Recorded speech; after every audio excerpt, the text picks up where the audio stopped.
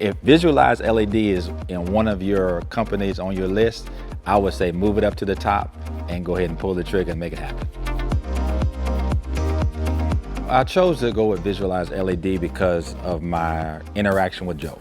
Joe had a presentation about himself that he wanted Visualize to serve our church, not just to sell something to our church, but to serve our church. And so that connected me with Joe, and then he had church experience he could relate to. I had church experience, and we just kind of hit it off right from the top. I think all along the journey, like we had a pre-install Zoom call with Joel and Renee.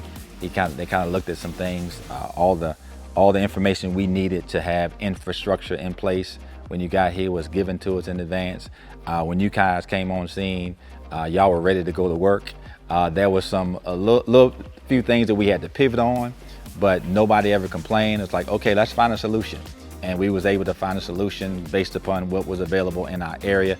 And I'm amazed at the speed that you guys got this thing up. I was expecting a week-long process, and you got it done in like 48 hours. Yeah.